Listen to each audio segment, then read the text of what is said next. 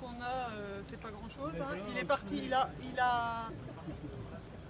il nous a dit qu'il allait faire remonter et qu'il allait nous donner une réponse, de savoir si le ministre allait venir jusqu'ici. Donc il prend acte, donc il passe par le préfet de région et il demande au cabinet du ministre s'il peut venir se déplacer dans la Côte d'Armor et quand. Voilà, pour venir nous parler, nous expliquer les choses sur ce qu'il fait, nous rendre des comptes. Donc on attend, il faut qu'on attende de toute façon d'ici 1 heure, 1 heure et demie qu'ils viennent nous dire s'il a réussi à avoir quelqu'un et qui va se déplacer ou pas. Faut pas qu'il marche au 37. Hein? Faut pas qu'il marche au 37. Ça fait un moment qu'il remonte ça. Eh ben, si vous avez reçu. Mais aujourd'hui, on lui a dit clairement qu'on accepterait de parler qu'au ministre. Donc il vient, on reste là jusqu'à temps qu'il arrive. Qu'est-ce qu'on a dit? On avait. Jour, il a remonté aussi. Non, la demande n'a pas été faite dans ce sens-là jusque-là. Et on l'a demandé parce qu'on a dit la situation des éleveurs de porc aujourd'hui, ils la connaissent, ils la répètent, ils nous ont sorti des chiffres, tout ça. Sauf qu'on a dit, on n'entend jamais aucune communication sur les chiffres de la production porcine. Il y a peut-être des collègues laitiers ici. On parle déjà de la crise laitière 2015, malheureusement qui va arriver. Sauf qu'on ne parle pas. Il me dit c'est du conjoncturel. C'est pas du conjoncturel, c'est du structurel. On est en crise depuis 2007. 2008, on n'a pas remonté depuis. Et le ministre, aucun ministre, le maire avant, lui aujourd'hui, n'a repris et n'a parlé de la production porcine. On parle toujours de la production agricole en général.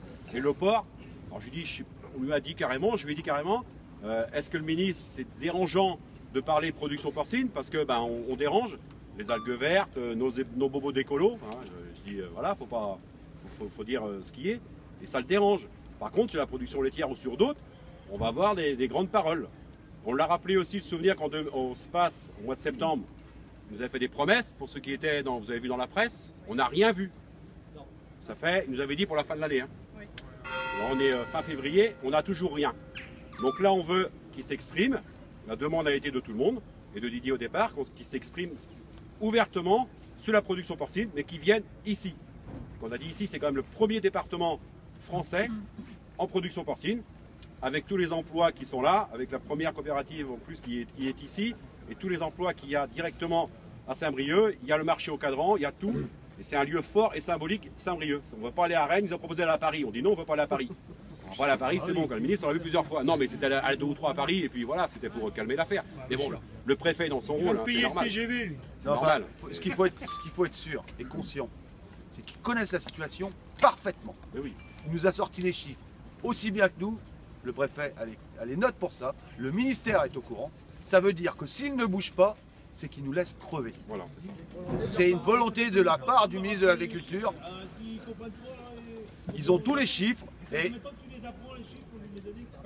Non, c'est les chiffres qui sont venus du ministère. Qui reviennent du ministère à la préfecture. Pas nous. Donc ils ont tous les chiffres, ils savent ce qui se passe sur le terrain et ils ne bougent pas. Et s'ils ne bougent pas, ça veut dire qu'ils veulent nous laisser crever.